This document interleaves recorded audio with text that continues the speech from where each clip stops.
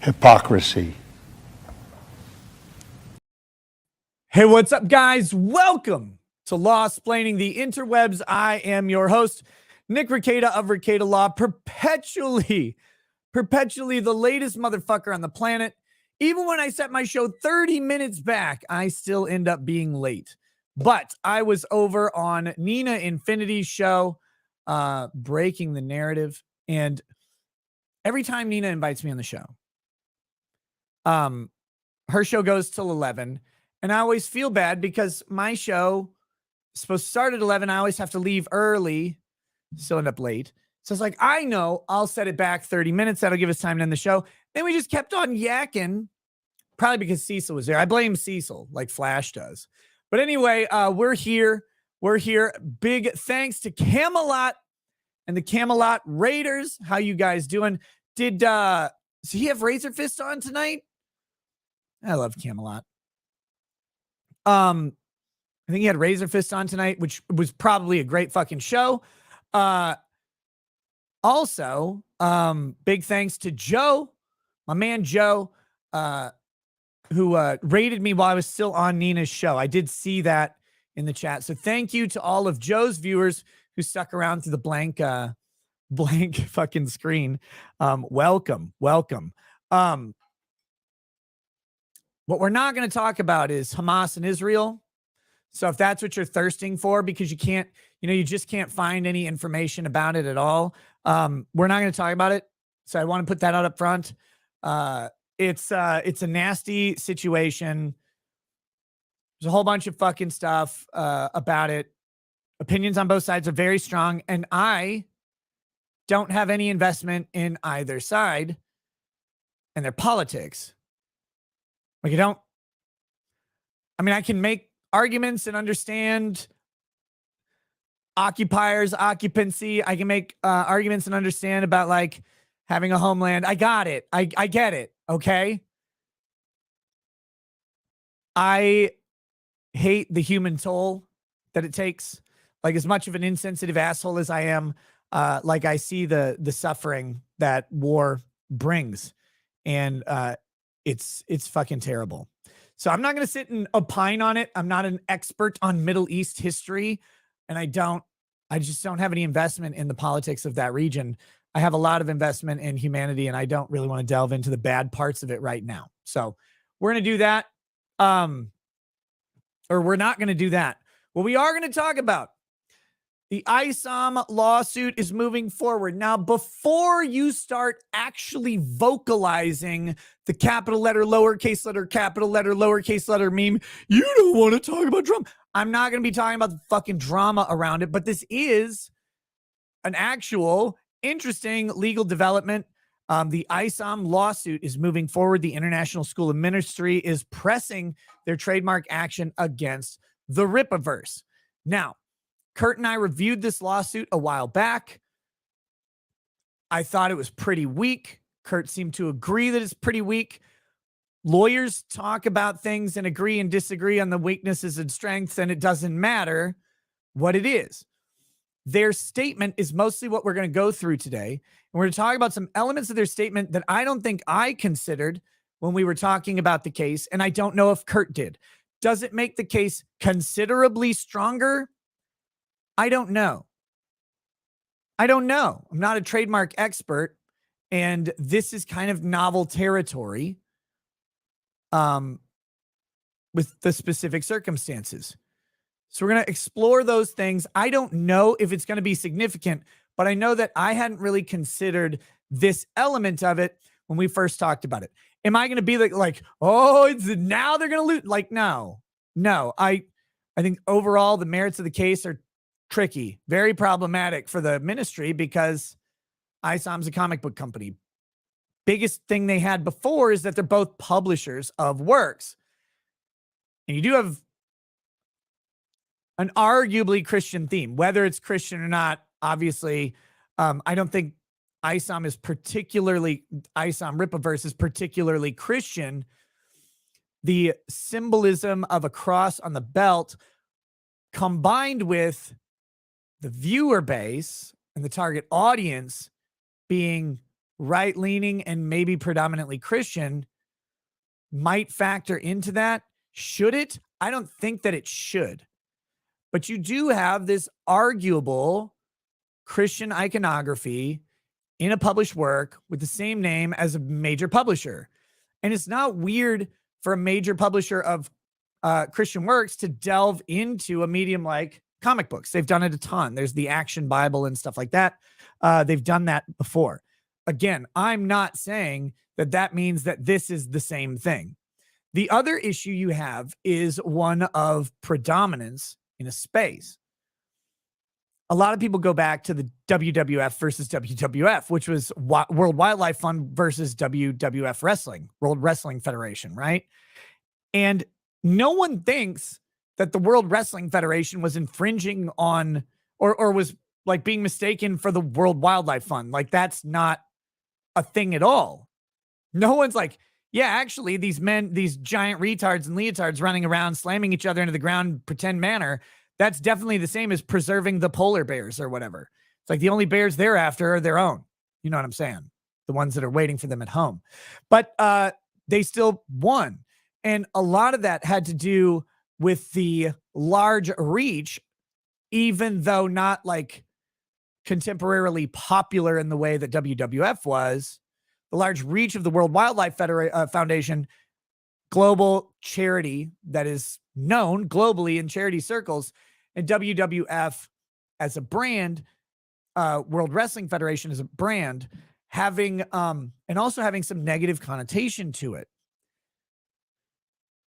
The large nature of each of these things is where things get wonky, because in traditional trademark, like if you have some repair shop and it's got a name that's like clever that you created, it's like, didn't you wish you had a warranty or some right? Like some body workshop, you figure like some dumb pun, right? Like you've got that. And then someone creates something that infringes on the mark, but you're not like globally or nationally known. You're not a household name. Neither are they. You know, it's a shop in a different city, or it's something else like completely unrelated. You might see a billboard or something in one spot. That's way different than a nationally recognizable brand like McDonald's or WWF. So that's a different consideration. And I don't know that Kurt and I really talked about that too much when we were talking about this suit. So we're going to look into their statement, because their statement gives us clues about what they think for their case. Is it their case? No. And actually, I think they will probably want to amend their initial complaint on this thing pretty quickly, because I think if this is the argument that they're making on their public post, it doesn't fully match what I remember of the argument from the document. And they want to probably clarify and solidify that if that's what they want to do. Importantly, does that mean that the lawsuit is more meritorious? My understanding is not necessarily. But hey, they're trademark lawyers. I'm not. So we're going to go through it. I'll give you my thoughts on it. That's it. I'm not going to talk about all of the drama or anything like that. That's all whatever. But I might address one or two things that are adjacent to it without much opinion. Because again, I don't know how to express how little I fucking care about a comic book. But I know people don't believe this. I actually care a lot about the concept of an independent parallel creator economy. And I've said from the start, some cynical retards who are unable to understand like human expression or holding multiple opinions about things at the same time don't get this, or they find it disingenuous. But I genuinely want Eric to make all the money that he possibly can, and to do so by building something that people want to consume. That's never not been true. I've gone over this a million times on other subjects. I want people who hate me to build stuff and sell it. Like I want new sources of entertainment, of product, of whatever it is. I want independent toilet paper creators. I want everybody to make products that people can buy. I'm a fucking capitalist. I love the idea that you can take your work and convert it into something by investing and building and all of that stuff into something that people want and that we can just sell it now. Like, that's the coolest fucking thing on the planet. So we'll talk about that a little tiny bit. But again, I'm not going to spend a bunch of time.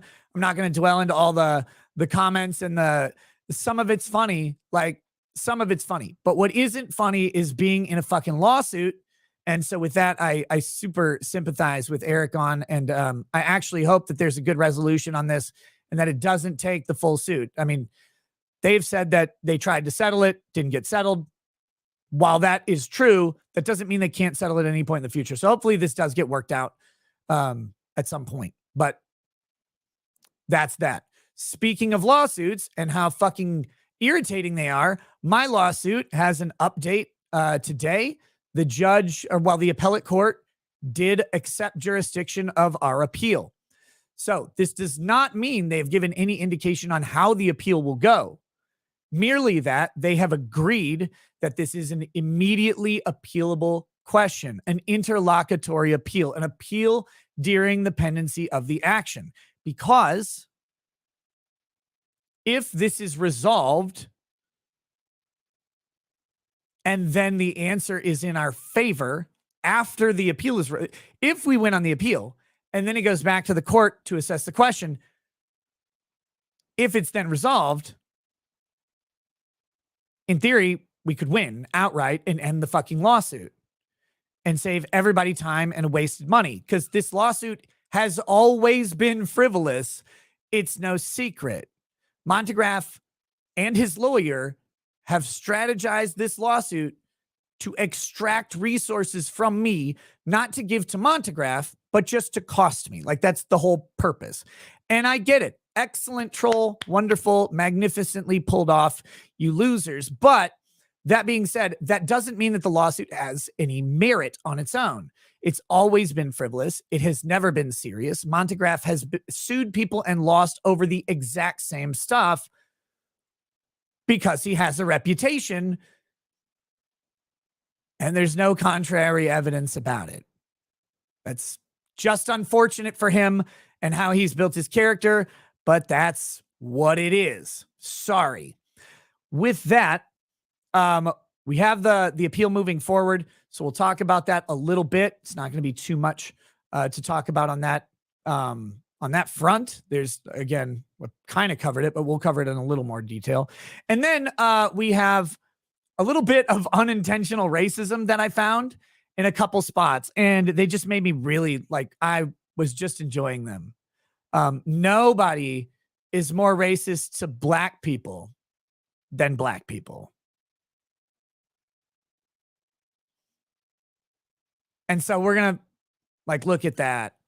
One of them includes a legal statement, sorry, not a legal statement, a statement from the attorney of some content creator called Meatball, which is incidentally a fat black woman that I had never heard of, but she apparently got some views covering the Philly riots, and then she got arrested, and her lawyer dropped this bomb 4-page open letter, and it is the fucking greatest thing. It is magic. And I looked at her. I was like, okay, well, who's her lawyer? Her lawyer is exactly what you would expect her to look like. And it's, oh God, it's great. So we're going to go through that because it was funny. And then a thing about Walmart secret shoppers. Fantastic. Very good stuff on just the comedy level. And then little bits of, I don't want to call them updates in Trump's lawsuits. They're not updates. It's kind of just more information about the lawsuits, particularly why his New York case doesn't have a jury trial. The judge has explained it in detail, which is nice because I know that the section they're bringing this under does not get access to a jury trial. You just can't get one. But I don't I don't practice New York real estate law, so I don't know why. I just know that it doesn't.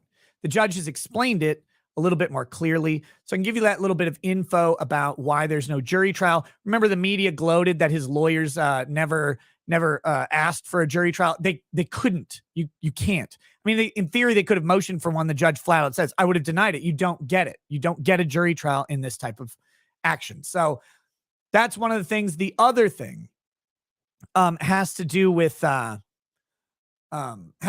his his case about the election stuff. Everybody's saying there's a smoking gun slam dunk that genius special prosecutor Jack Smith has brought, and that'll really bring Trump to his knees. And of course, it's hyperbolic, overinflated bullshit that has workarounds that are available and ignores the underlying issues that may preclude all of it anyway. But we'll kind of talk about that a little bit. And then maybe we'll get to some What the Fuck Wednesday stuff. On that note, to my locals people, I'm going to make a What the Fuck Wednesday submission post. Sorry, I meant to make one earlier and then forgot, but I'll make one now during the show. So if you want to submit anything for What the Fuck Wednesday, if you're a local subscriber, you can go ahead and do that. And we'll then clear out the show at the end, and it'll be great. Fantastic. Best show ever. Already done. Hold on. Let me make this real quick. Oh, but I am going to start. I got a wonderful gift today, and I was going to share it with you guys for just a second, and then we'll move on. So here we go. Submit your worst, but also links. Please also not parody real stories. So we've got that, and we're going to pin that shit. And then, okay, so that's up there. All right. And also on a final note, thank you. Sorry, I didn't do a show yesterday. I had to make an emergency. I was hoping to make a driving trip today. But it had to be done last night.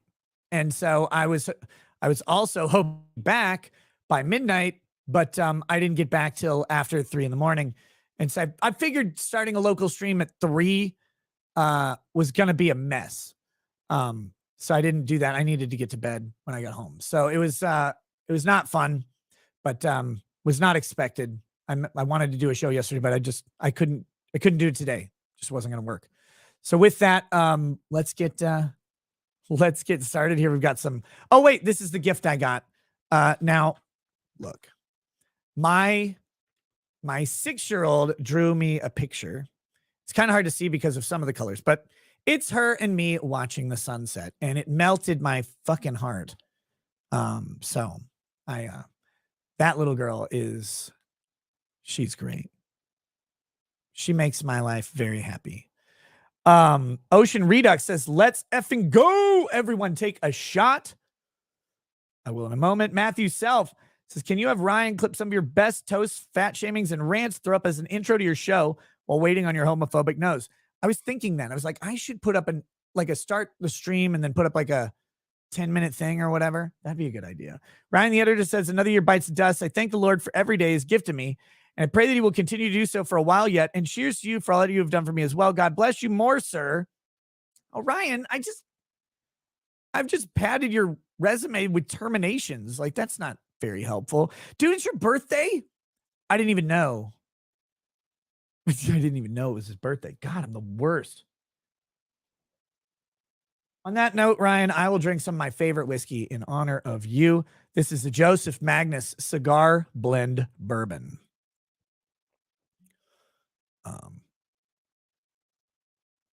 This is, if you ever have a chance to get this, it's not cheap, but it's not super expensive. Where I live, this is about $135.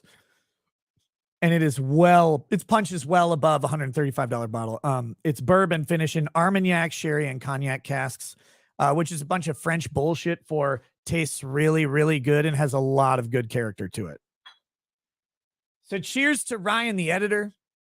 Can't wait to see you again, brother. Hopefully sometime soon. And happy birthday, brother. A cigar blend, people often think cigar blends are made to drink while smoking a cigar.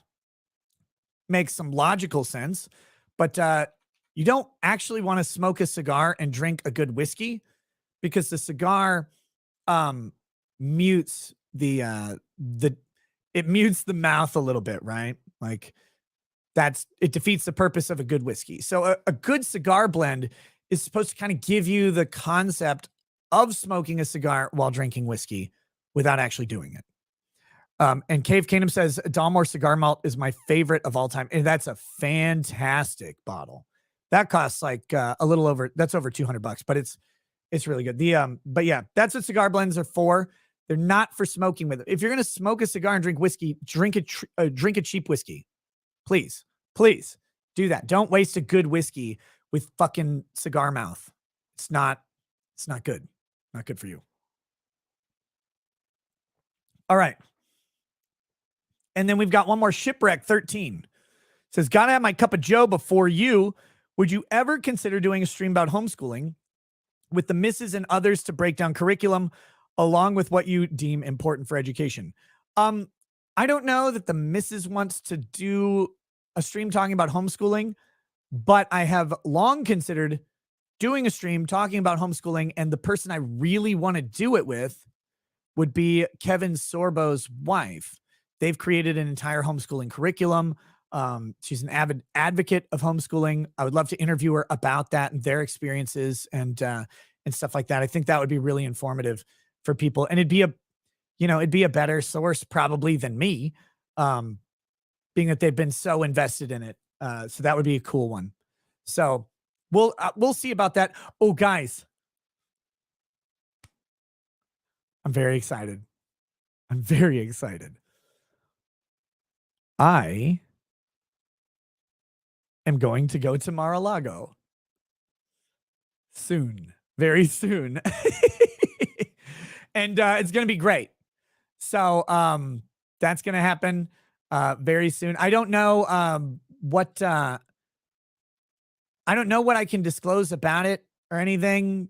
When I find that out, if I can like just announce it, I will. But I don't know, because there's all sorts of other concerns. But it'll be fucking funny. As a +1, no, Lady Rackets is my +1 for that. So it's gonna be great. We'll go do that. I will report from there. If it, assuming it works out normally, there should be some fun stuff coming out of that. It'll be cool. But that'll be that's coming up very soon. It is not a thing that was expected at all, because I know people are gonna be like, you already did trips. Like, I had no fucking idea this opportunity was gonna come up. I just heard about it earlier, like over the weekend was when I got the information about it, and then I had to confirm by today, which I did. So lots of fun. It'll be great. I'll tell more when I can. Let's get into this ISOM shit. And again, this is not about drama. Jesus, everybody can fucking settle down about the drama. This is about the legal issues here. And let me find them where I can. Pull that up. Where are we? Oh, did you guys hear Cenk Uygur is running for president or something? But apparently he was born in Turkey, so that's going to be tough. Where is this fucking thing? Oh, here we go.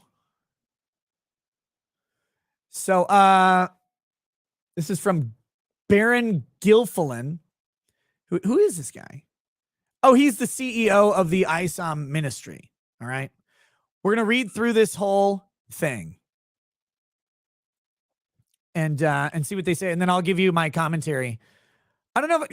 We'll see how I feel. We'll either do it as we go or we'll do it at the end. Oh, shit. Okay. So ISOM trademark lawsuit update. Why serving the lawsuit against Eric July and Rippaverse LLC has now become necessary.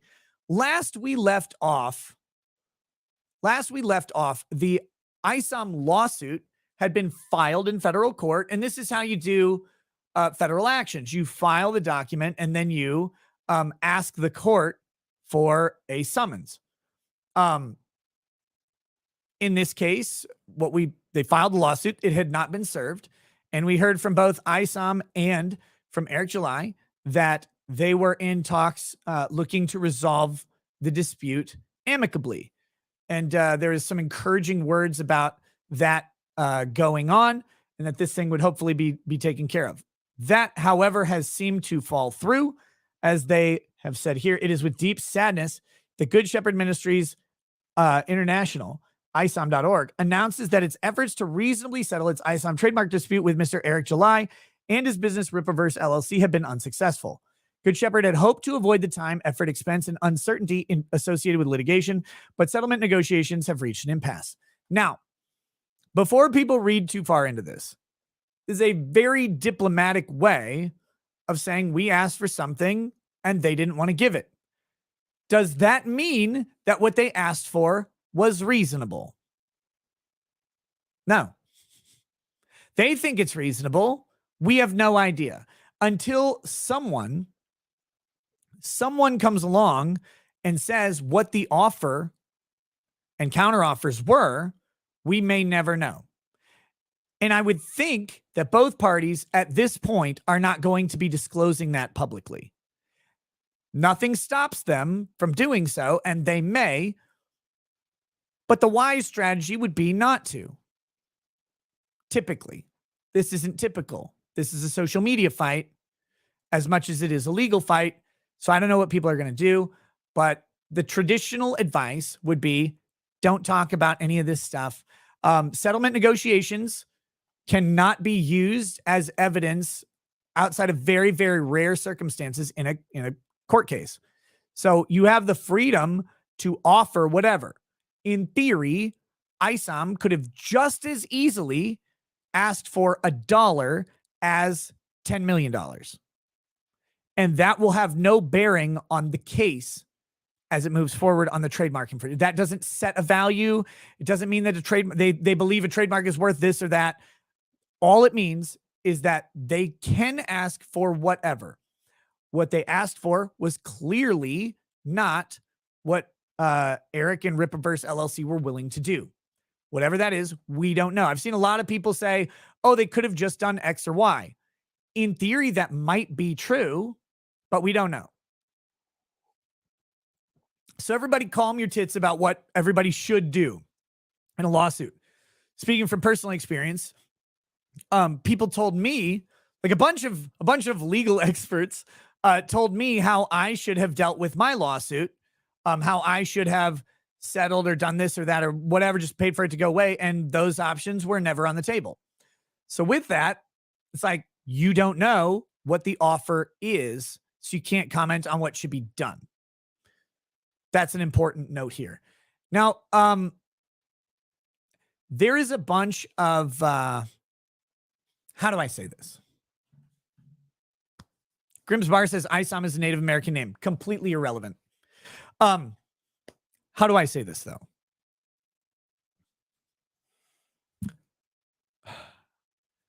Large fan bases, no matter who it is, develop very zealous and devoted followers.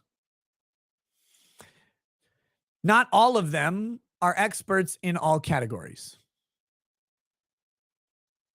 A bunch of people have criticized the ministry and said that they shouldn't be doing any of this shit at all. It's completely frivolous and bogus and blah, blah, blah, blah, blah, blah, blah.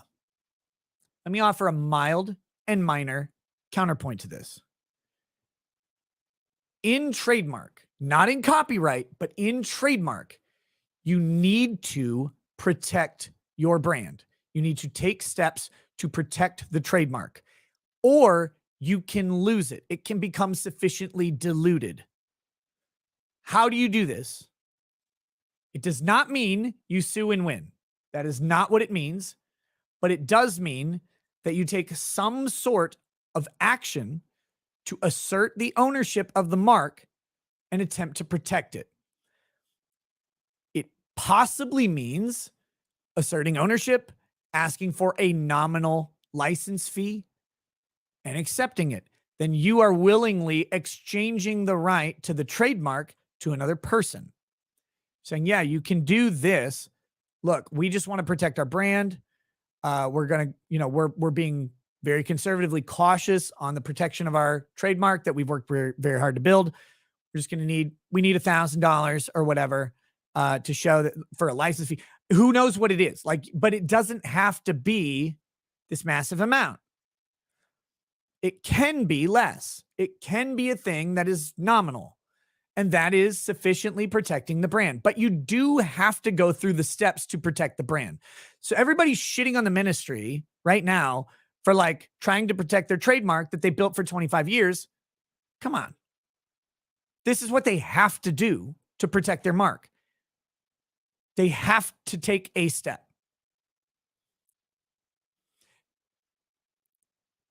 Consequently, of course, in apologetics to Eric in the Rippaverse, I don't know what the offer was, and $1,000 might sound reasonable or might not, depending on who you are. But I just picked that number out of the air. They could have said $1 million. They could have said $5 million. Eric has raised $6 million with the ISOM brand. There's money for them to go after that if they're properly and truly asserting their trademark rights, they're saying you profited off of us. I may disagree with that, but that's what they get to assert. That's how trademark works. The other aspect is not how Eric has profited or how Rippaverse LLC has profited off the mark. It's how it has impacted their mark. Customer confusion is not always about who will buy the thing thinking it belongs to someone else. It is similarly about how negative branding affects a different brand. And they're going to make that argument in a little bit. Now, again, do I agree? Not really. But they have some considerations that I'm not an expert on, haven't made, and haven't taken in before today. So I do want to talk about those, but please, don't be retarded. I know that's hard for some of the people that I've met on Twitter. Don't be retarded and assume that I want that oh, this was easy for Eric and he just fucked it. I'm not saying that. These are not easy decisions, and we don't know the details. Until we do, we can't assess any of that. This is just the realities of trademark. That's all I'm saying. So here we go. Good Shepherd will now serve its lawsuit on Mr. July's company and seek relief in court. With the serving of this lawsuit, all previous settlement offers are off the table. Good Shepherd intends to defend with everything it has its Good ISOM name. We created that name over 25 years ago and have grown it prolifically on a global scale in the ensuing decades. These are arguments that are going to sound like World Wildlife Federation or Foundation. They're going to sound like large brands use. We are at peace knowing that we tried hard to resolve this out of court through a simple settlement. And again, very favorable language for themselves, a simple settlement. To them, a simple settlement, right, is never use the name ISOM again and also pay us half of your revenue. That's not a simple settlement. And again, I'm not saying that's what it is, but they get to say whatever the fuck they want. For them, easy is one thing. Practically, easy is not always the same. Even though we failed, we are confident that a jury trial and the legal system will bring a just resolution to this matter. So they're right now committed to going all the way, just like the thing you want to hear on the first date. Some related information is set forth below. The core in capital.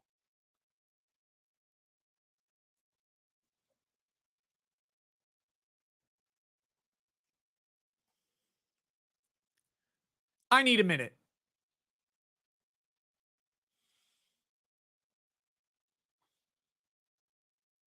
They better not. That better not be a thing. That better not be a thing.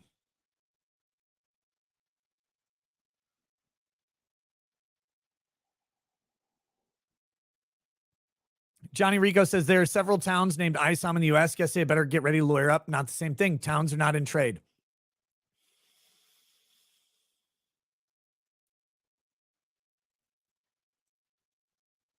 I don't know why they capitalize core. I'm going to just assume it's because they're emphasizing.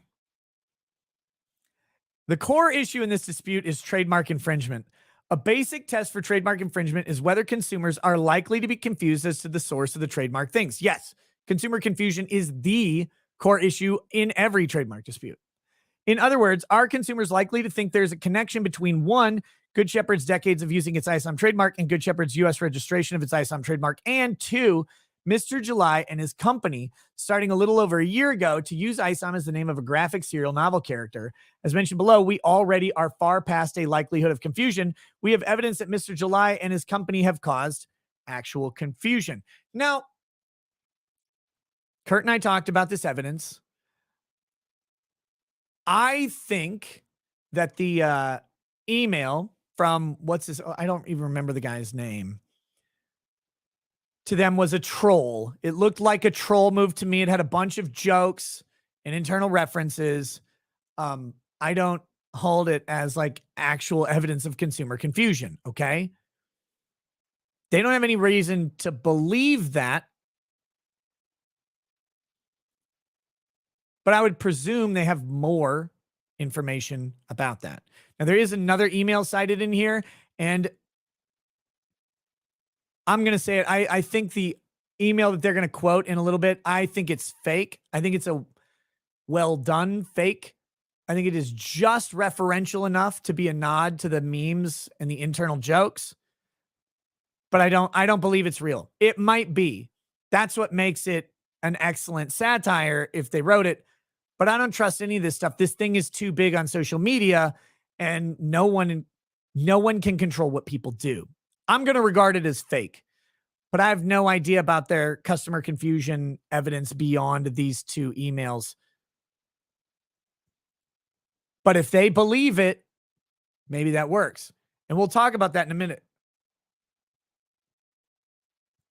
We're actually going to talk about that because I think there's an important thing here that it happened, a strategic error.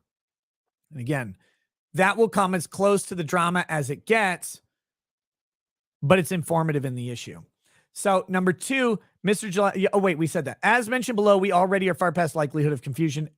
Mr. July and his company used our ISOM trademark as a character name and title to launch their Rippaverse company. They found a receptive audience, and every month their infringing use of our ISOM trademark has been increasing. I mean, necessarily that would happen as you're growing a business if it's infringing. They're wording this presumptively, right? Like in the affirmative that they're winning, but it might not be infringing. This is being accomplished through search engine optimization, social media posts, and other online postings that highlight our trademarked ISOM name. And this is actually the part I was referencing that I don't think Kurt and I properly considered. The virality of Rippaverse LLC in the ISOM comic book. I mean, everybody's talked about how successful it is. It's like the most successful crowdfunded independent comic, right? Like it's really, really fucking successful. I think between the two campaigns, they're in excess of $6 million raised in crowdfunding. Nobody's done that in two books. Nobody's done that. The only way to do that is to have a large and engaged audience and to market. And Eric is great at it. He's been doing it for a year. That's why ISOM was so damn successful. And all praise to it. But now it's not crowdfunded. Yeah, okay, right. He upfronted the cost. I get it. But the campaign is a crowdfunding campaign that happened online. Like it still is crowdfunded. But I've talked about how awesome I thought it was that he fronted all the like he front loaded all the costs. He took on that himself. And I actually think that's why he was so damn successful, because by the time the campaign was closing, they were really close to shipping books. That's praiseworthy. But the viral nature of it is what's important. Stop getting hung up on these stupid terms If you're going to be retarded, seriously, just go jerk off into your own coffee. Like, it's not crowdfunded. It literally is crowdfunded. It was, oh, God damn it. It didn't go through retail distribution, bro. It was crowdfunded after the fact, not before the fact. That's not a slight. That's a great thing. It's a testament to how fucking good at the marketing it was. Anyway, this 100,000% crowdfunded comic campaign that is definitely crowdfunded because it's funded by the fucking crowd. It wasn't funded by a chain of retail stores with a contract for distribution. It was crowdfunded by a crowd of people who provided funding for a comic.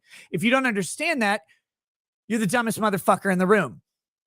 Now, this crowdfunded campaign was very successful, which means it had chatter. It had virality. It has tags. It's trending in places. It becomes popular in waves as information comes out. When it comes to release date, Eric talked about how the servers were crashing when people were ordering this crowdfunded campaign. All of that stuff lends to a different concept that is relatively novel in trademark. Now you have a company that has been the number one search through hard work for a long time. And now the number two search is a comic book with the same name. I don't necessarily think that SEO is the ultimate decider, but courts are always about 10 years or more behind technology. And SEO, search engines aren't like effective search engines aren't that old. And the idea that you can dilute a brand, not because people are buying your thing because they think it's theirs, but rather people are concerned about your thing because they think it is negatively associated with the other. And virality makes something that would otherwise not have any impact at all have impact. In theory. Again, I'm not sure of the fucking case law on this because I hadn't even considered it. And I don't think Kurt did either. But let's paint a different scenario. ISOM's the international ministry, and they have their niche clientele, right? Like they're selling to churches, religious groups, or whatever, these publications to help them accomplish whatever goal. Fantastic. Image Comics creates ISOM in the 90s. And then ISOM is distributed to a limited run of retail comic book stores in the 90s with a niche audience with no other books from this company, no seeming connection to them at all. When you go, like a guy going into a comic book store buying an ISOM comic book in 1993 is probably not associating with a Christian ministry that is publishing pamphlets to be purchased by Christian educators, right? That's not happening in 1993. But that's 30 years ago.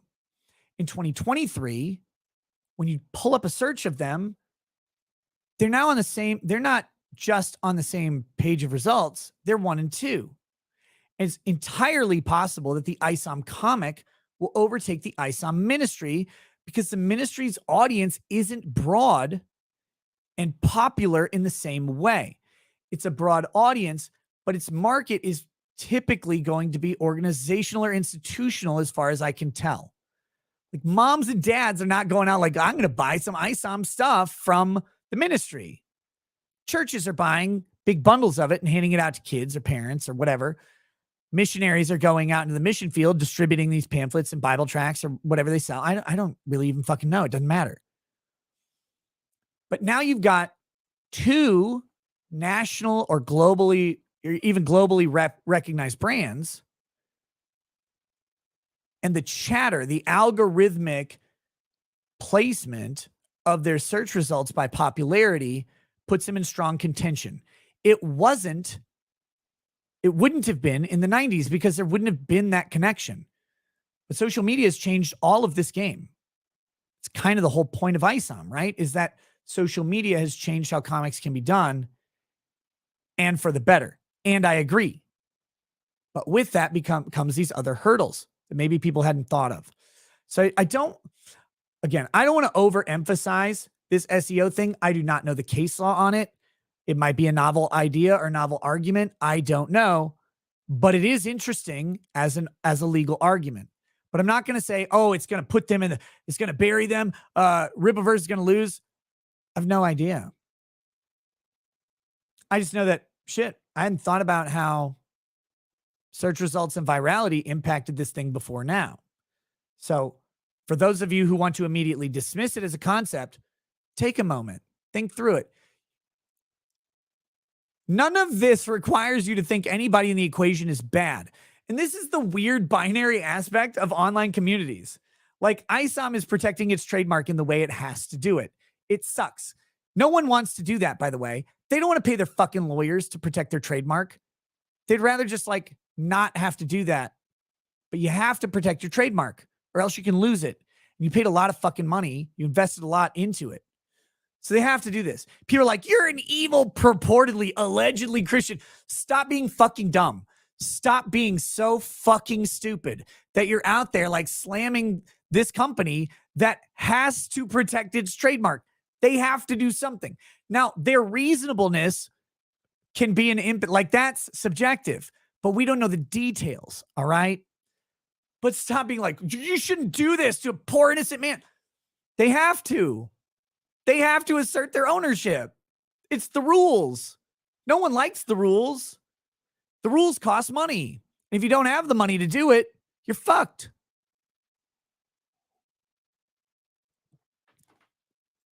But so anyway, this SEO angle is very new. So they say, as a result, their infringement of our ISOM trademark is now at a point where it is colliding with our customers and our organizational use and cannot be ignored. And think about it. If you're an institutional buyer of a product, you've been buying for 10 years or whatever, I bought pamphlets from that ISOM company 2 years ago, probably have some good stuff. I'm going to go check them out. You Google them. Now you get the comic book. How do you know they're not associated? We all do. We're a bunch of fucking nerds on the internet following stupid internet drama. Of course, we all know. Are you guys reasonable consumers, not of the ISOM comic? Are you reasonable consumers? Because I got to tell you, comic book consumers are not reasonable consumers. Y'all are fucking broken. Y'all have the worst Stockholm syndromes on the planet. That being said, you're not reasonable consumers in the average market. In ISOM's market, you're way less than reasonable consumers. But you've got to factor that into your equation because the average ISOM buyer is probably a meme by now, but average ISOM buyer is not the customer for the International School of Ministry. The customer for the International School of Ministry, though, pulls up a thing and they see a comic book with a Christ belt on it. And they're like, I haven't checked in with these guys for a while. Is this thing theirs? Oh my gosh, I don't like the themes, or I don't like what's being said. I don't like the negative press. That's different. That's a different story. So the recent lawsuit controversy over their infringement has only amplified everything, resulted in extensive coverage of ISOM on podcasts, blogs, vlogs, X, and YouTube channels. These are only adding to the confusion. And that is not Eric's fault necessarily. Obviously, anytime he talks about it, he's contributing to it. But don't mistake that for Eric should never talk about this stuff. It's his brand that he's trying to build. Of course he should talk about it. But it's everybody else. Because SEO works in this weird way. I don't even fully understand it, but from what I understand, SEO gets the algorithm looks for things like backlinks to existing and long-standing websites. So Bounding into Comics, right? Bounding into Comics puts hashtag ISOM in a tag, and they do an article with ISOM in the title, ISOM in the text of the article. It's all about ISOM. That's going to have a good SEO value. Someone incidentally mentions ISOM somewhere, not as good of SEO value. if a bunch of websites are running stories about ISOM and they're different and not connected, that is going to have a lot of value building in to this SEO algorithm, which is then going to distribute the more popular and contemporaneous stories about what's going on. That's how Google works. You know this because when you're like, God, my balls itch, your phone's like sending you suggestions for creams and ointments, right? Like, you're like, I didn't look that up. Phone did. Phone did for you. This isn't Eric's fault. It's not the ministry's fault. They kept it pretty quiet. Like the trademark issue, they kept it pretty quiet. Not a lot of talk about it. But everybody else talking about it does amplify it. It's not their fault, but it adds to customer confusion. And that's their argument. And if they're successful in the argument, that's what matters.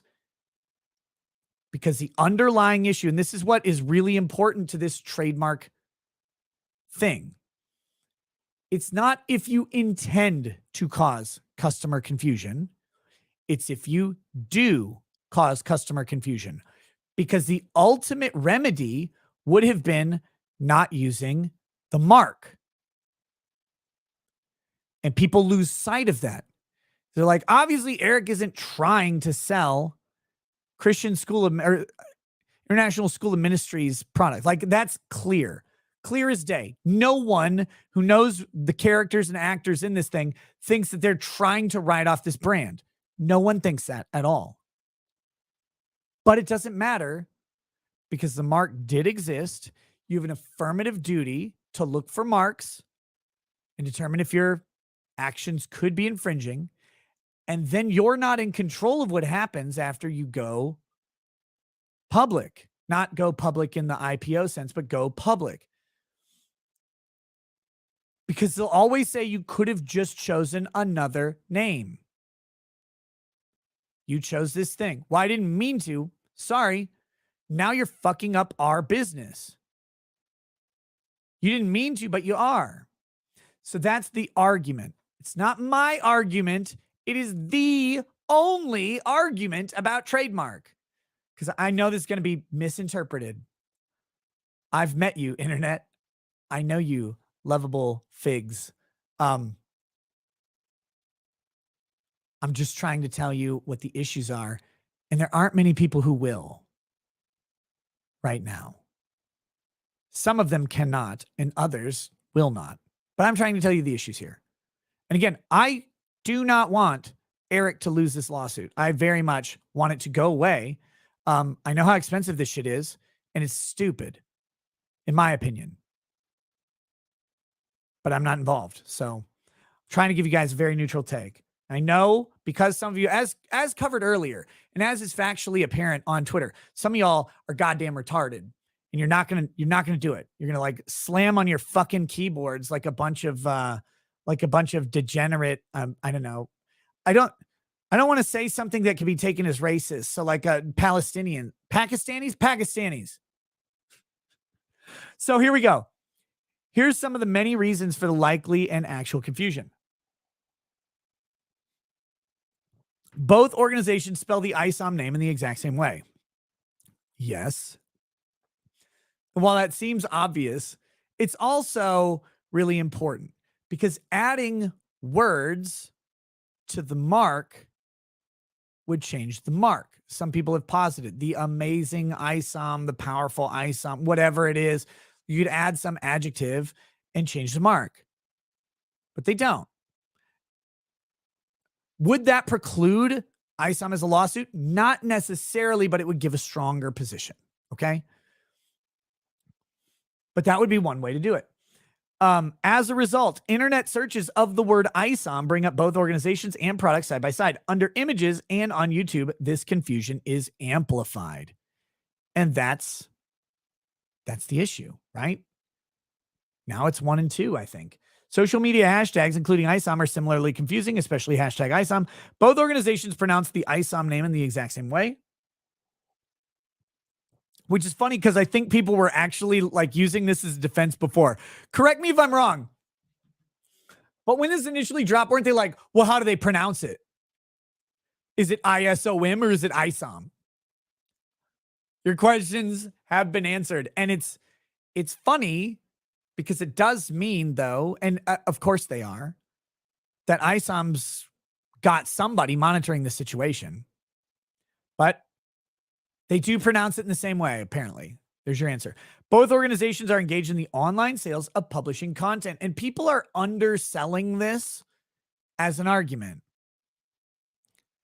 But man, if you're publishing pamphlets, why can't you publish a comic? And again, tons of Christian organizations publish comics. They're trying to make the Bible cool.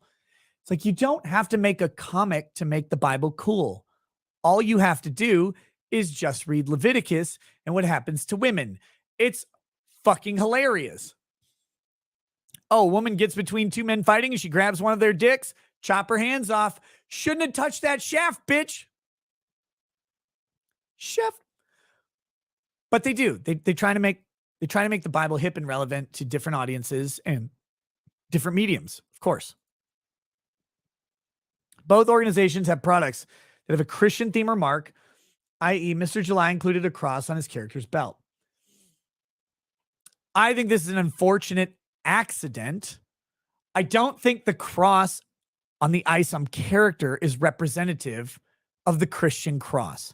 Someone can correct me. I haven't read it. I don't know the story behind the character design.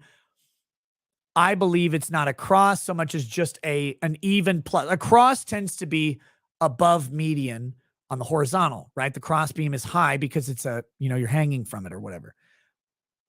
I think the thing on his belt is just an even plus, not a Christian cross. But I don't know. But I don't think that's what it is. But this is a problem, though, because, again, it's not about what you intend. It's about what consumers see. And if they're confused. Because if we go back to the beginning, the ultimate answer to this is to not use the mark. So when you go, look, we didn't mean to do that. And they said, but you could have used a different name. But we didn't mean for this name but you could have used a different name. Well, the cross doesn't mean a Christian thing, but you could have used a different name or not put the cross on there. But mostly you could have used a different name that is not the mark. Because, and again, people undervalue this as well. You have an affirmative duty to make sure your mark in trade is not already taken. And I think that might be where they're going to go on this. We'll see. But I'm not saying, again, I'm not picking sides here. I actually want Rippaverse to win. I want the ISOM ministry to back off. If they dropped it tomorrow, I would cheer. It's a waste of all of their money. Both organizations have overlapping conservative Christian audiences. True. This is true. Both organizations are involved in charity work.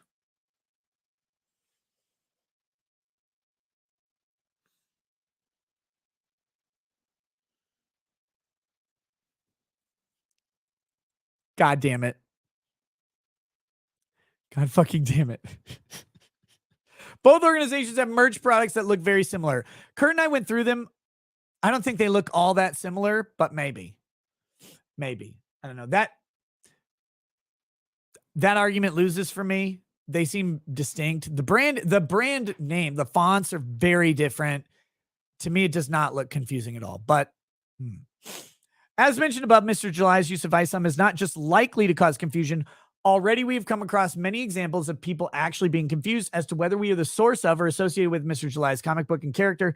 The damage to our ISOM name is obvious. Here's just a very recent October 2023 example of such actual confusion. Now, again, I think this email that they're citing from Robert, I would wager that this is a troll email. I don't know.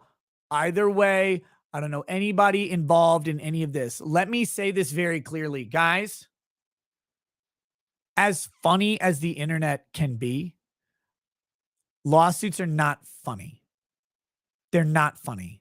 They're fucking unrealistically expensive. They're stressful and they're stupid. If you're thinking about doing this, please do not do this. If this is a troll, you're a piece of shit.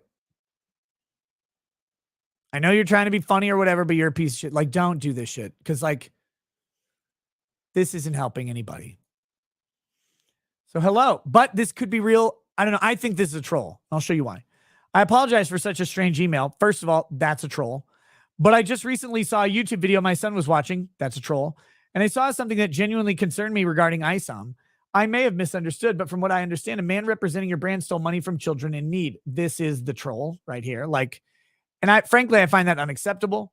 I certainly don't blame you or ISOM for associating with such a man, troll, as he may not and hopefully does not reflect the values of ISOM, but I don't think my worry is unfounded. I myself am a devout Christian, troll. Like these are indicators of trolling emails, right? Like, well, I might, as a Christian, like I am a Christian, as a devout Christian, and to see someone abuse the faith in such a manner is abhorrent. Please get back to me when you can. In best regards, Robert. Like, come on now. I don't buy it. I think this is obviously a troll. I don't know. The ministry doesn't have to take my opinion on it. To me, it looks like a troll, but I'm a troll, right? Like at some level I am. So Matthew Self says, what would be the chances of Eric making this Christian ISOM a saga in the book where he has to rename himself to be separate from the evil that is organized religion? I'm sure someone can figure a way to incorporate it. Look, here's an opinion I have about this. I don't know the offers. To be very clear, I don't know anything about the offers. I would love, if I were Eric's representation, to propose a solution that said, hey, we actually did not mean to infringe on your organization. Honest mistake. If you can't just get a cheap license for it, you say, hey, we are willing to rename. We don't want a cash settlement. We don't want anything. We'll make a public statement saying we're sorry. We're rebranding. We're going to rename ISOM in light of this because it's just caused too much trouble. And Eric, do not mistake this as Eric or his lawyer should propose this. This would be a thing that I would think of in my 1 minute of thinking about this. Okay. So, because people keep saying like, I'm telling Eric to do, I'm not telling anybody to do anything, I'm giving my opinions on stuff. And what I think the result will be is not what people should do. People should do what's in their interest. So that being said, we're not going to exchange money. Look, guys, we're not going to exchange money. We didn't take your customers. No one bought our comic book because they were going to buy your pamphlet and then saw us. Like, that's not a thing. Okay. You know that. We know that. Here's what we're going to do. We're going to make a public display of the branding. We're going to change it. ISOM's going to be rebranded. We'll come up with a great name. We'll reprint the book. We'll do another campaign. People can buy the new book and we'll go on with it. But we have leftover inventory. And we are going, the one thing, this is our agreement. This is our consideration. You let us liquidate that inventory that exists. It's still going to have the ISOM mark. We'll make public statements clearly delineating all of us from that, and we'll be changing the brand. But we have this existing inventory. We want to liquidate it. You get the approval to do that. You show them the numbers that you have of existing inventory so they know that you're not like just scamming them or whatever.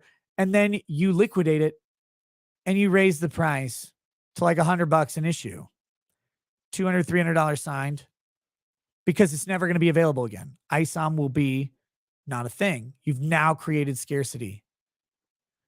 Instead, there was a $5 flash sale on it, and it went from $35 to $5. My goal as counsel would have been to make the $35 inventory product worth more, not less. That would have been my goal as counsel in this dispute. I think it would have been a great strategy to turn, again, these books into a valuable commodity versus a burden. But I'm not his counsel. I don't know any of the details. That just came to me earlier. I was like, how could you resolve this? What could you get ISOM to do? I think the biggest thing, like, because people are saying, Oh, you could easily change the name. Look, rebranding is not easy. It's never easy. And it's not cheap. It's not anything you could just do, because now you've got this problem. You have existing ISOM 1, maybe ISOM 2. Is ISOM 2 out? Or is it still being printed? I don't know. But you've got these existing books with this particular name. You're going to relaunch it as a new name. Everybody already bought your book. They probably don't want to buy the same one again, but now you have to explain why the third one's there. Well, if you create a collector's item, great. So people are like, well, if they change the names, aren't the original ISOM books going to be worth more? It's like, yeah, but Eric probably can't sell them. People will be reselling them for extra value as it creates a scarce product. That's way different. If you can harness that scarce product for your client, that's a good outcome. I'm not saying ISOM Ministry would take it. That would be my goal in trying to craft a strategy on how to turn this into a good outcome for Eric, because he's sitting on I don't know what he's sitting on now, but presumably thousands of copies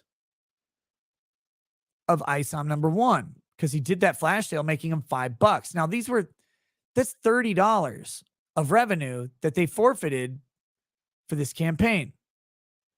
The cynic in me says you had a lot of inventory to offload and you're trying to cut overall loss. Maybe that's not true.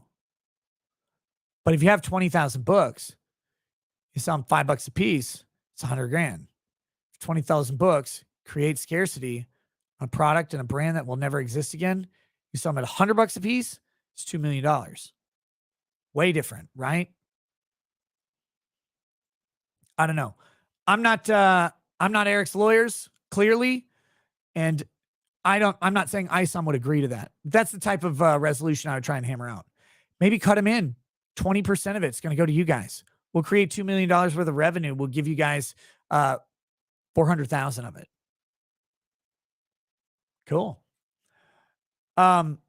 Robert, after responding that we had no affiliation with Mr. July, we asked how this person got to know about our ISOM program, and we got this response. So they went back to Robert. Hello, Dr. Gilfillan. Firstly, I'd like to apologize for my accusatory email. I was certainly mistaken. For that, I sincerely apologize. I only somewhat knew of the ISOM program from a little over a year ago, where after I retired, I was able to focus more on my religion. I don't buy this for a second. I've been looking through different programs to advance my connection with the Lord, ISOM being one of the main programs I was looking into. Come on. No, it wasn't. I just felt the need to reach out. That's a troll line, because this is the language of the SJW, to ensure that the faith wasn't being used for frankly despicable purposes. At least if I understood the video I overheard correctly. I learned a little more about the controversy from my son, and I learned that after that, there was no connection between the two. Best regards, Robert. Yeah. Oh, okay.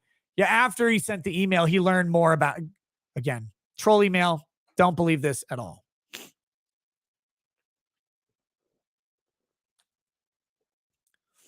Regardless of the validity of the accusations contained in the above emails, it's easy to see how Good Shepherd can get discredited by every controversy generated or faced by Mr. July and his ISOM comic brand. I think this was lacking from our initial analysis. Good Shepherd is a Christian ministry. It is 100% a 501c3 nonprofit that is significantly sustained through donations. These donations depend massively on public trust and financial and organizational integrity. The damage to our charity's reputation by Mr. July's use of our trademark ISOM name is extremely real and significant.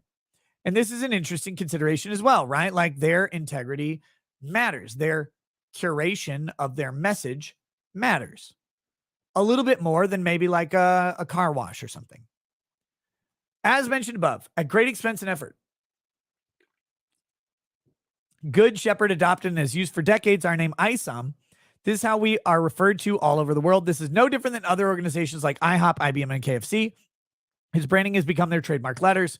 The 1-minute video below is our ISOM.org homepage and clearly shows the use of our ISOM name and the scope of projects we are involved with under our ISOM name all over the world. I'm not going to watch that. Paladir says, a toast to life and what to live for. I celebrated my 60th birthday today. I was diagnosed with stage 4 cancer last year.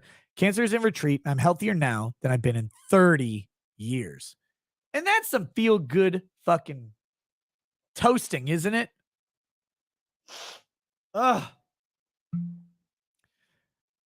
Let's here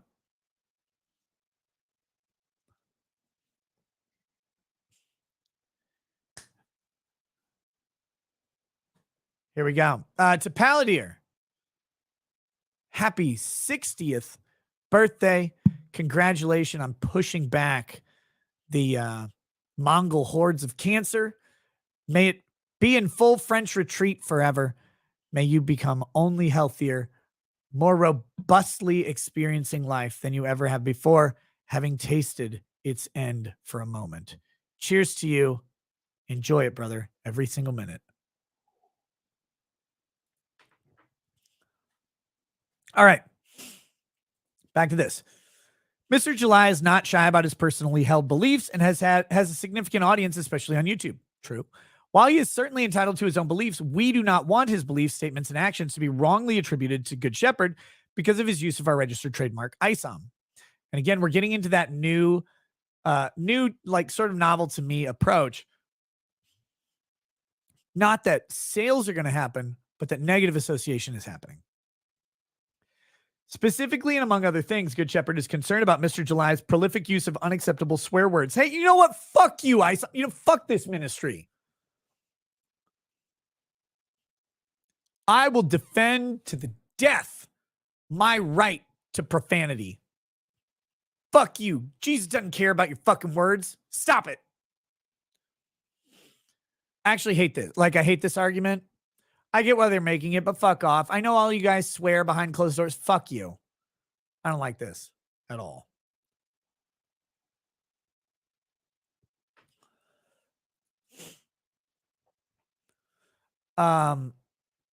Yeah. Being associated with that usage is deeply troubling to us, and even more disturbing is when Mr. July uses the name of Jesus Christ in vain. Jesus Christ, stop it. Stop this shit. This is the part of the letter or their post that I really don't fucking like at all, because this is gay. This is, to us, completely unacceptable for someone claiming to represent the Christian faith. I don't know. Now, this statement can be taken two ways. I don't think Eric is specifically representing the Christian faith. I think that Eric has an incidentally Christian audience. And you know why? Like, I'm going to be very sympathetic to Eric here, because people accused me for a long time, still do, of being a conservative Christian streamer. I have always been a fucking libertarian, man, from the get-go. And while I have some personal, very traditional Christian beliefs, I also don't have a lot of those beliefs. Like, I don't share a lot of those beliefs. I've been very fucking vocal about it. Now, in fairness to the audiences, they don't always see those things. No one sees everything you say. But attributing something to Eric that he isn't fair. I'm not saying Eric isn't Christian. I don't know. What I'm saying is, I don't think Eric claims to be a Christian mouthpiece. But the other way to take their statement is that they are claiming to represent the Christian faith. They find the language unacceptable, and therefore the negative association is impacting them. I don't know what they mean, but it can be taken both ways. I actually think it's the first one. I think they're accusing Eric, and I don't think it's fair. We've gathered evidence of these unacceptable verbal usages, and our board of directors does not want our ISOM brand to be confused with or associated with Mr. July or his ISOM brand. In short, some of Mr. July's public statements, actions, and persona do not reflect Good Shepherd's core values or ways of communicating our values. Of course not.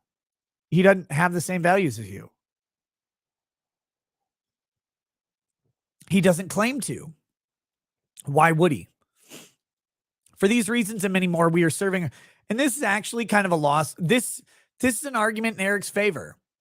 Anybody wading into the market to buy an ISOM comic is going to encounter Eric July and go, this guy is not a Christian ministry. It takes like 2 seconds to figure out that Eric July is not a Christian ministry. That's why he's so fucking popular. He's he's open about like he's how do I word this? His thoughts are there for the world to fucking see. He's not clouding who he is. He's not putting on a show about like how he talks and acts or whatever. He's just Eric. Like that's Eric. That authenticity sells fucking subscriptions. Like it or hate it, he's honest about it. Cool. You'll find that with a lot, not all, but a lot of successful streamers. Not necessarily video creators, but streamers, because it gets really fucking tiring to try and put on an act for hours and hours and hours. It's hard. You just end up being who you are or you burn out. That's it. For these reasons and many more, we are serving our lawsuit. Despite our efforts, Mr. July and his company refuse to acknowledge that they have in any way infringed on our ISOM trademark rights. This infringement matter is central to everything else. And they shouldn't unless they're actually at settlement, right? Like this is not they should not acknowledge the infringement unless they're settling. Unfortunately, it appears the legal system is needed to resolve this core issue. Only after trademark infringement has been confirmed can any further negotiation be meaningful. Sincerely, Dr. Ben Gilfillan, ISOM and Good Shepherd founder. Okay. Long time to go through this fucking drama. It's not actually drama. This is the legal bit of it. In summary, for those in the back who may have missed it, who may have showed up late or whatever, ISOM and ISOM were negotiating behind closed doors about the alleged trademark infringement, which I don't think is an actual trademark infringement. I don't think so. There could be other evidence that exists that shows it is. If you could show, for example, that they were aware of the ISOM mark and proceeded anyway, way different story, right? I don't know what kind of searches they're doing on proposed properties. I don't know anything about that operation. But if you could show that they actually found the ISOM mark and chose to proceed anyway, that could be bad. We'll see. Or we won't. I don't know. But they were apparently negotiating behind closed doors. Those negotiations fell through. Both companies, Eric speaking on behalf of Rippaverse, and the school of ministry, this guy speaking on behalf of them, so they were hoping to resolve it amicably. It didn't happen. Amicably does not mean reasonably. ISOM, the ministry, sees a viral crowdfunded comic makes $6 million. And they go, yeah. Girl, you wearing a short skirt tonight. You got anything on underneath? Like they see that. And since it's a Christian ministry, that girl's probably 6. Oh shit, that was a bad joke. They see that and they see, look, this isn't some random store. This isn't some shitty thing. When the Duck Dynasty people took down my fucking Fear the Beard shirts, it was $100. It was $100 of profit and maybe like $700 of revenue is nothing. They took it down. And first of all, I don't think they actually own Fear the Beard. But that being said, they took it down over $100 of profit. Eric made $6 million. They see a ripe target. It's not some incidental infringement to them.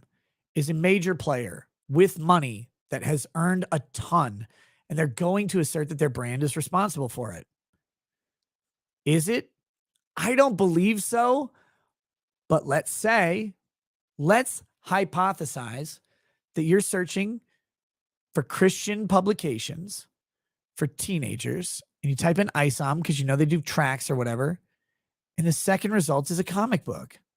Oh my God, I didn't know. The guy's got a cross on his belt. I don't believe this happened, but it's not unfeasible to say that it did. And it may actually have. We have no idea. I just think that people who are buying the Rippaverse merch have a connection to RIPA. That's what the parallel economy is. It isn't an economy of scale in the same way. It's an economy of niche. It's an economy of comfort, accommodation, and association or relationship. You trust the creator, so you buy the creation, not you incidentally encounter it. That's retail. That's different. This is crowdfunding. Very specifically, IFID, this is a crowd-funded comic. It is crowdfunding. It is to fund from the crowd. The crowd funded this comic book to the tune of $6 million. They have funded from the crowd $6 million of money. Not because they put it in Walmart or Barnes & Noble, but because they went to the crowd and the crowd gave them $6 million. Phenomenal success. One of the best success stories that's out there. And that's why I don't buy their argument. But I don't need to buy their argument. I don't need to do that. It's their argument and it's valid. And maybe people did. I don't think so. But what do I'm just a guy who's giving an opinion. So the summary, though, is the negotiations fell through. It does not mean that their offers to settle it were reasonable. It just means that no one took them. They could have asked for $2 million, $3 million. They could legitimately ask, not unreasonably, for multiple millions of dollars, stating that their brand being associated with this comic book is what helped drive sales. Because it helped with SEO. It helped with Google searches. It helped with not brand recognition, but brand seeking. A bunch of people searching for ISOM found ISOM. So now they're gonna sue. Apparently, they're gonna serve and sue Ripaverse LLC. There's a bunch of talk about the proper or improper registration of Ripaverse in Texas. A bunch of people are like, oh, they could lose their right to do business. Look, they're registered under a P.O. box. That is not legal. To be very clear, I'm pretty sure no state actually allows you to register under a P.O. box, which I think is a fucking crime. I think you should be able to create anonymous LLCs and trusts and all of that stuff with no link to yourself. That said, it is not allowed, even in Texas. There are two states, I think, Wyoming and I don't even know the other one. Maybe Delaware, something like that, that will allow you to register an LLC or another business without using the physical address of the business. But the typical requirement is the physical address of the business or a registered agent, which is why you go online and for $100 a year, you pay a registered agent. There's a shitload of them in any state, and their address becomes your business address. You can't really sue someone by serving them at a post office unless you get permission from the court. But Ripaverse LLC is not a hard address to find online. I'm sure their lawyers already have it. But that being said, just because it's registered at a P.O. box does not mean they cannot be served at their corporate office where they work. My understanding is no matter where they're incorporated, I think it's Texas, there's only one Ripaverse location, which is in Plano, Texas. I'm not going to talk about the address, but you go there, you can serve them. Now, they may say that the registered agent, as far as I'm aware, is Eric July, who says he's not normally there. I think they can just serve the place of business by leaving it with some representative of the company. But if it comes down to it, and this is all hypothetical, I'm not going to overblow this. You fucking losers. Oh, God, I hate people on Twitter sometimes. Don't misrepresent this. Registering Ripaverse LLC to a P.O. box is a mistake, and it's not legal.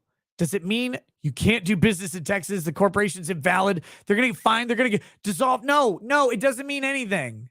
People do this shit all the time. They don't read the rules. It's okay. The state knows.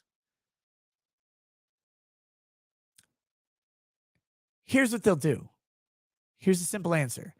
If, for whatever reason, they cannot find the Rippaverse building, which anyone can find in 30 seconds of searching, if they can't find it and they can't serve the registered agent, which is Eric, at the location, they will simply petition the court for permission to serve them at the erroneously filed registered address, which would be the post office. They'll get permission to serve them by mail. There's alternative service. You just have to ask the courts about it. They have tons of time on this. When you file, I think you have like a year to serve someone from filing. So everybody overblowing this, though, calm the fuck down. Rippaverse LLC is not going to get shut down because of an allegedly, and it is, an allegedly improper address. You're not going to get shut down for that. But also, Rippaverse LLC, $100 a year will get you an online registered agent who accepts service for you and has a physical address that you can use so you don't have to use yours. $100 a year. That's it. It's not hard. Just get one. Get a registered agent. Every state. They can do it in every state. It's all online. It costs fucking nothing. How do you not do this? How do you not have, why aren't your lawyers your registered agents? You have lawyers. You fucking lawyers. Just use their office as your registered agent. Why aren't you doing this? Why is Eric at a P.O. box the registered agent?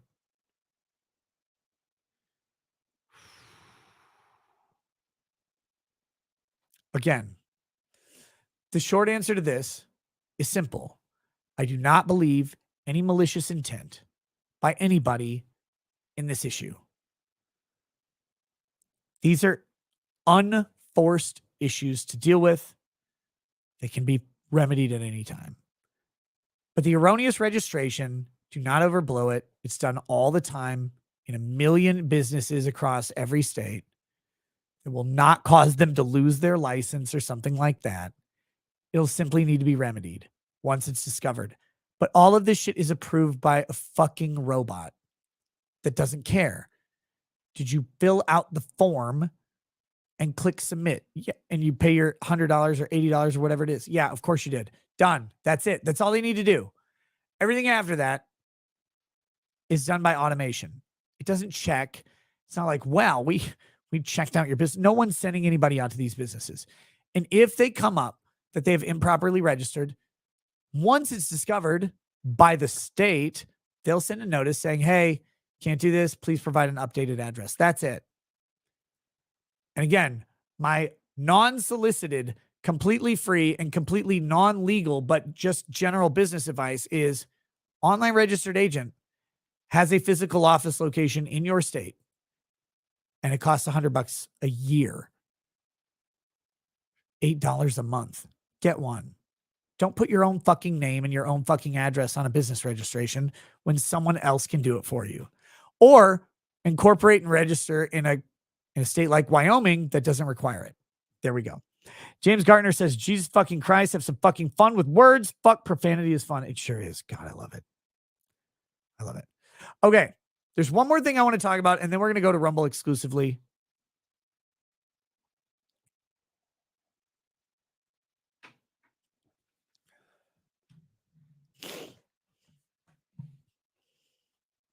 This is the closest I'll get to drama, but it's directly related to all of this shit. Vito, the fat child sniffer or whatever. I know you guys hate Vito. That's fine. He probably deserves it. When this shit got real and when ISOM wrote up their lawsuit, amidst all the ha-haing and chuckle fucking, okay, Vito sent out a message that I don't think a lot of people saw. He sent a message, or he posted on Twitter. I think he tagged Eric. Maybe not. I don't know. But he said, all like joking aside, he will provide whatever statement, whatever affidavit, whatever Eric needs to show that the guy who sent the email to the charity is not Vito or Dick or associated with the biggest problem in the universe. He did. He said, like, I'll provide whatever. Because there are, like, I'm not speaking for Vito, but from my own perspective, there are jokes, and then there's like, this shit's too far. Like, lawsuits are not a joke. They're not a joke. So Vito offered to do this, and he made a tweet about it today. He said he responded by calling me a pedophile. These are the unforced errors that don't need to occur. Acquiring evidence about who did and didn't do this, their associations or non-associations, could be useful. And instead of accepting that, went on with the conflict. I'm not saying it's right or wrong. I'm not in charge of managing that brand, that channel, anything like that. I'm not Eric. But an olive branch was extended and it was rejected. And it might be pertinent to this suit. It could have been useful in some way. I know a bunch of people are out there saying, not a bunch of people, one particular idiot is out there saying like, oh, this opens Dick and Vito to discovery. Nope. Not even fucking close. I don't know why people think that like Dick and Vito, who are not named in the suit, would be open to discovery or even a subpoena, because so trademarks filed in federal court. If it's filed in Texas, where Rippaverse is, which I think it is, the Texas federal court probably has no jurisdiction over Dick or Vito. They can't even issue a subpoena to demand them to turn over anything. Like, they're not involved. People don't understand jurisdiction and its implications, but they can voluntarily comply, but they don't have to, because the court can't compel them to do anything if they're not under the court's jurisdiction. People don't seem to understand that. Like, courts are not of unlimited power. A court in New Hampshire can't order me to do fucking anything. I can't even spell New Hampshire. Why would I be involved in a New Hampshire dispute? You can't order me to do anything. I'm not under your jurisdiction. Dick and Vito, to my knowledge, would not be under a court, even a district court, a federal district court in Texas jurisdiction here. There's nothing. So, you had the ability to get a thing. You didn't get it. I get why, like this. And I'm not even diminishing this.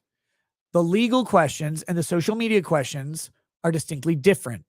Social media branding and audience engagement is more important in a lot of instances than the legal outcome.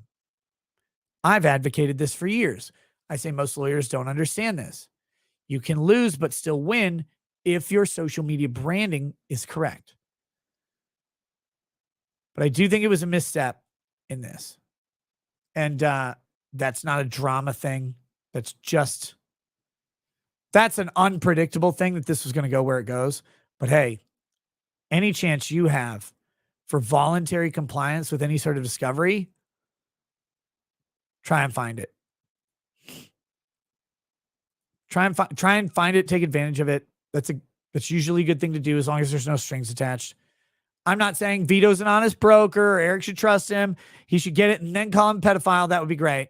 But he should get it. But he didn't. And it's a frustrating aspect of all of this. And it's what a lot of the criticism of this is simply that quote unquote ego has gotten in the way. But that if that's the brand, then you continue the brand. Continuing the brand may be more valuable than anything else. But to be clear, one in defense of Eric, I got to do this. Vito's statements would be useful, absolutely, but they would not be determinative of trademark infringement. So they're useful in a sense, but they're also useless to the underlying core issue. So don't make it out like I'm saying, well, if Eric would have just accepted Vito's offer, everything would be great. It wouldn't. It would not necessarily be great. But they could say, hey, this is a random troll. This is not actually a journalist. This evidence isn't real. Let's talk about this, whatever. And ISOM has the opportunity at that point to listen or not listen. They probably did that. If you have a statement that's from the biggest problem creators who says it's not, then that might be helpful. It might not. I have no idea. I'm not in their fucking negotiations. But weird shit is useful and important in negotiations. So who knows? And critically, Eric said on my show, this is weird to me. I don't know why he went here. He said he doesn't have sufficient evidence to say that Vito and Dick are behind any of this. And I think that a lot of people still today miss this.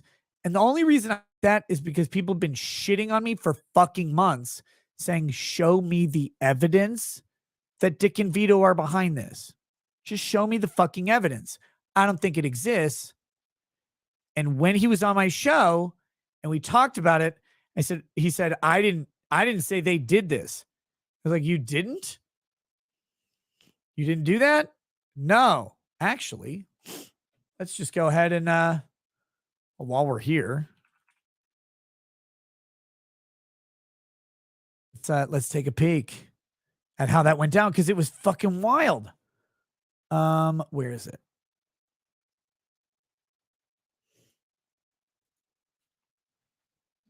I haven't watched this back. I have not watched my own show. I don't watch my own shows. I don't know if you guys know this. I find it weird to do it. I know some people do. I don't even have time for to do my own show, much less watch it back. So here we go. Here's the thing. Let's see. So this is from my show. There is a little bit of video editing. Look at this fucking thumbnail. God damn it. Thank you, YouTube. I hate you. Did you accuse him of starting that lawsuit? No. Prior to him tweeting that? No. No? No. You didn't say that he and Vito were behind that? No. You're making a claim that I explicitly stated that I wouldn't be so foolish as to do that. So Dick and Vito didn't do this thing? I don't know. You don't know now? No, I don't know. Maybe they did, maybe they didn't. Maybe. Yeah, maybe. Potentially. Nonetheless, you're gonna sit here and honestly.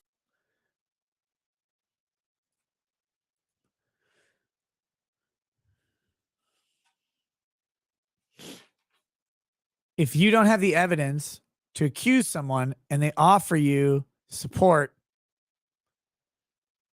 you have to consider taking it or not. But that was a weird moment. I was very surprised by that moment, actually. Very surprised by that moment. It's a strange thing. Again, I know this is going to be misrepresented and misinterpreted. I want Eric to prevail in the ISOM lawsuit. I want it to either go away. I think the trademark suit is not great. I've added information. I think their suit is stronger than I initially thought. I do not think it is valid. I really don't. I want it to go away. I wish it could be settled out for $0. Say, hey, we're not trying to infringe it. Or even like a nominal fee, $100, $1,000, 10 grand is a lot, but maybe 10 grand. Say, we want to license the ISOM trademark. We'll make statements clearly stating that we are not affiliated with ISOM Ministry on every future sale of the ISOM book. We're really selling the Ripaverse. The Ripaverse is the business. ISOM just happens to be this character name. So we'll make it clear that it's not associated or affiliated with the International School of Ministry. We'll pay you a small fee, a nominal amount. We'll make charitable donations. Whatever it is, I would love for them to resolve this in an amicable way that costs almost nothing to Eric, because trademark lawsuits, they can cost $100,000, $200,000 easily. And that's bullshit. It's absolute bullshit. And I do not believe that Eric had any intention of infringing on this property. Of course not. Why would you? That being said, a lot has been said about this. And if you have the opportunity to develop this thing to show them their case is a little weakened, maybe take them up on it. But this isn't about the drama. It's really not. I know it's going to be stated all over. Drama. But Jesus Christ. Come on. This is the legal move that's going on right now. It's very relevant. And it's very fucking interesting. Again, I think it's a stronger case, but I think it's still a bogus case. And I hope Eric and ISOM win. Eric and Ripaverse win. And I hope they win without having to fight, because the fight is the punishment. And if I could help in any way, I would, but I don't think there is any way for me to help other than saying, guys, go back the Ripaverse campaigns. ISOM is here. ISOM number 2, I think. Alpha Core is coming. Go buy him. Support him. I've never changed that position. I hope he makes $1 trillion. I don't even care. I don't care if the books are blank. I just want him to sell the idea, because I think the idea is magic. Fagan's Law says, bad lawyer pickup lines. Hey, you want to accept service of process? Oh, shit. Hey, girl, I'm an impleter. All right, here we go. We're going to read the YouTube chats, and then we're going to move over to Rumble exclusively. Kyan Rennell says, his name is Eric June, because it's the gayest month. Mullet Kid says, I'm very confused why ISOM is suing itself. Is this some religious tax loophole? Fuck you. Uriah the House Right says, hey, Nick, will you cover the Bungie lawsuit? Maybe. I don't know. J by Hop says, sent a bunch of bunny emojis. That's a threat. Stop that. Whiskey Sour says, also from Minnesota, any recommendation for a place that has a good whiskey selection? Restaurant-wise, Butcher and the Boar or Butcher's Tail both have excellent whiskey selections. They're in downtown Minneapolis. Both are great for drinking. The Newsroom had pretty good whiskey selection. I was there the other day. As for stores, no, I got nothing for you. Mullet Kid, have you read my comic Kleenex? He's like Monk, but with superpowers. No, I have not. Sukusodo CSSR says, to ISOM fans in the chat, we're trying to help Eric deal with this and make a better product than the trash comic he has out right now. Well, that's a little offensive. Jim Satala says, what if it was a church called SAM, Satanic Atheist Ministry, and the comic book was about a retard named Sam, like I Am Sam? Would that matter? Maybe. But I think the fact that they're both acronyms is... Wait, is ISOM an acronym? I don't even know. I have no idea. Revenge of the Netherrealm says, religion should never be brought into arguments. I don't know what that's like. But what if you are the religion? Tony Neve says, someone tell Nick to look at the community tab of Law and Crime channel, and first thought is Boondocks. Oh shit. Sakotsuto says, what's the worst case scenario for the lawsuit? The worst case scenario? Oh, dude. The worst case scenario for the Ripaverse lawsuit is not a finding of copyright or trademark infringement. The worst case scenario would be like a trademark counterfeit where it was intentional, where they had knowledge. I don't know how they'd show this, but if they show that they had knowledge of the trademark and decided to infringe on it, that would be very bad. It could be to the tune of millions of dollars.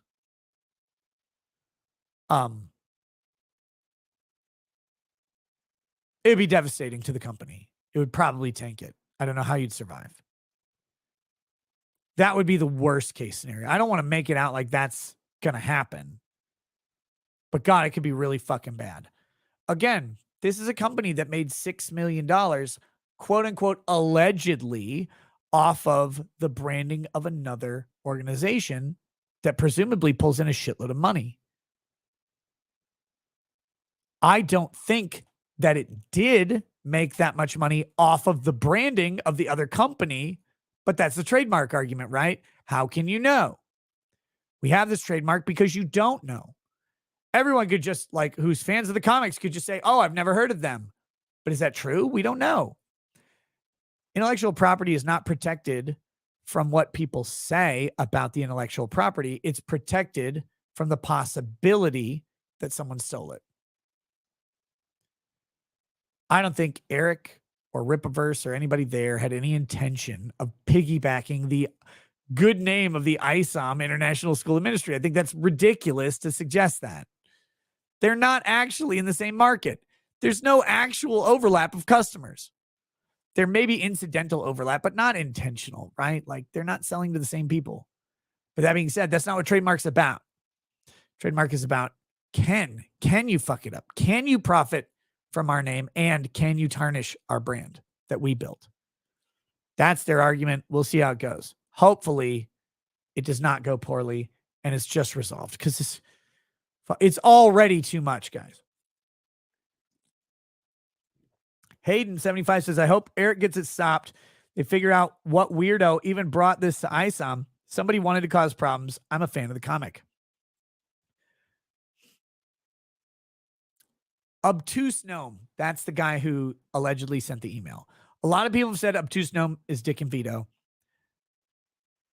I don't think so, because I think Dick and Vito would just admit to it. And here's a critical thing that people seem to miss. Someone informing a company of a potential trademark infringement is what's called a privileged communication. Even if it's done in bad faith, it's a privileged communication. You can tell a company that their trademark's being infringed. Not illegal. I don't like it. I don't want people to fuck around at all. I just want people to make stuff. That's what I like. But it's not illegal. It's not wrong. It's not a civil tort or civil infraction. Ever. Ever. Shockingly, you can tell people about abuses of their property, or even if you're wrong, you can, in good faith, say, might be abuse of property. That being said, I don't think Dick and Vito did this, because I think they would just say, yeah, we did this. Funny, hilarious. They clearly like it. They clearly think it's great. They're egging it on. They want everything to go bad. I got it. They're assholes. Have you not found this out yet? They're clearly assholes on the subject. So doesn't surprise me that I think they just admit it. There's literally zero downside to it. They're accused of doing it. Everybody assumes they did it. It'd just be better to say, yeah, we did it, and take it and run with it. But they didn't, as far as I can tell. It seems that's as far as Eric can tell too. So this guy, Obtuse Gnome, who sent it, if I'm not mistaken, his Twitter account was DMCA'd by Ripaverse. I'm not going to say falsely or like I don't know the circumstances, but I think that's the allegation, is that the DMCA was used against the Ripaverse or against the Obtuse Gnome Twitter account. May have gotten the account suspended.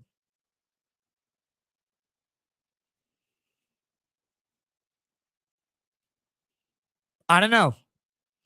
I don't think it's Dick and Vito. If it is, Dick and Vito are fucking gay, but I don't think it is. And I haven't been shown any evidence of it. And when I asked Eric about it, he said he doesn't know it's them. Here we go. Steven says, with all respect, Vito's words/promises mean nothing if he believes Dick is the one behind the BS. But I don't think Vito believes Dick is the one behind the BS. Might be different if Dick offered any/all evidence. What? Again, like, this is such a weird thing. The burden shift. What evidence are Dick and Vito supposed to produce that they didn't do the thing? The allegation is that they did, from some people. What evidence is there to support that they did? How do you prove that they didn't? I like what proving a negative is very, very difficult. I didn't send an email. Prove it. It's not in my sent folder. I don't know. Like, how do you prove that? I'm not sure what evidence they're supposed to provide, but okay. I think people overestimate what they're looking for when they say stuff like that. Provide any and all evidence of what? That you guys didn't do it. Okay, well, we didn't. There's no evidence because we didn't do it. Well, provide it. There is.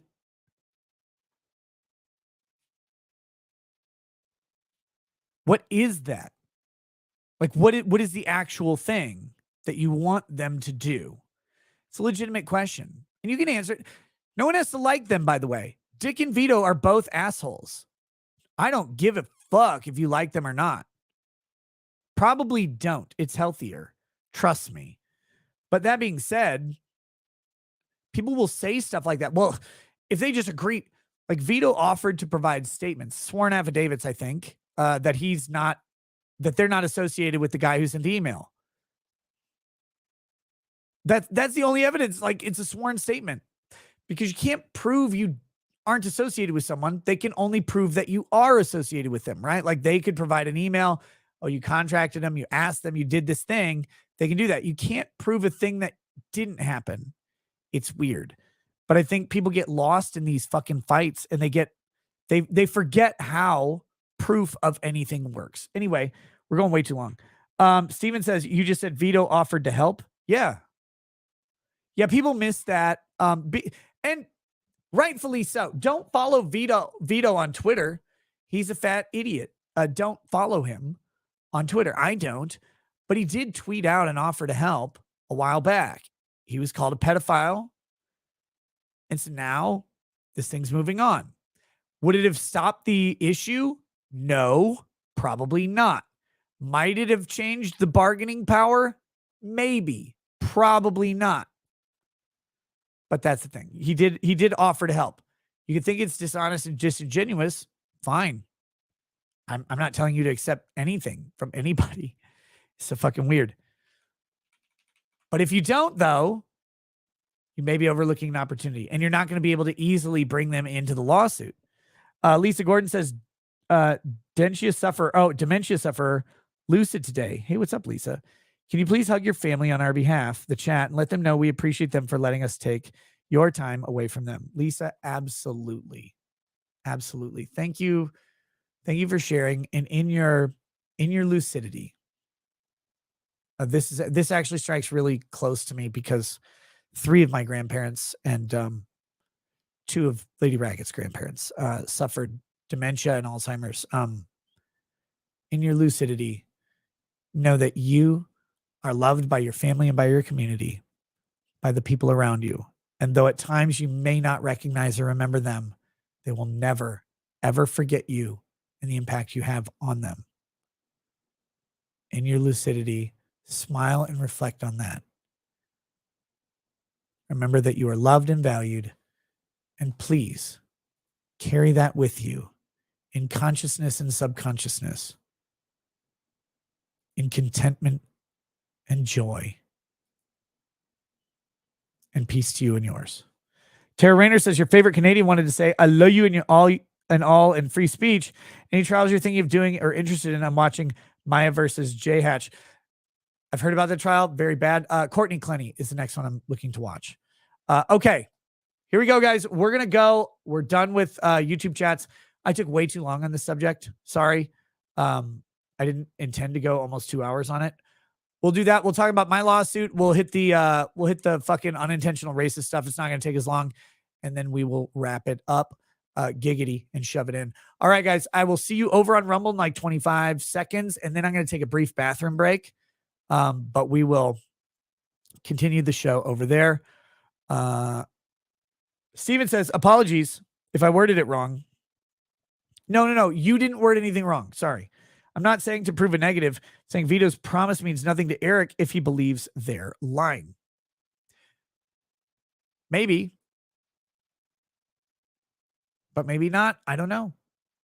Either way, if Vito provides a statement that says we're not associated with this guy, that may provide leverage in the thing. This is a troll. He's lying in the email. Here's where he's lying. You can show that. Does it help them? Does it hurt them?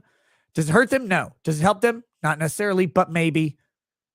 I take the fucking bullets I can find. But that's me. Couple ways to deal with that. But if you're publicly stating that you don't have the info to say that they did it, what are you saying? All right, we're going to Rumble. And then I'm going to take a brief pee break right after that, and we'll get back into it. See you in a second. Guys, the Rumble link is in the description of the video. It is also in the pinned chat.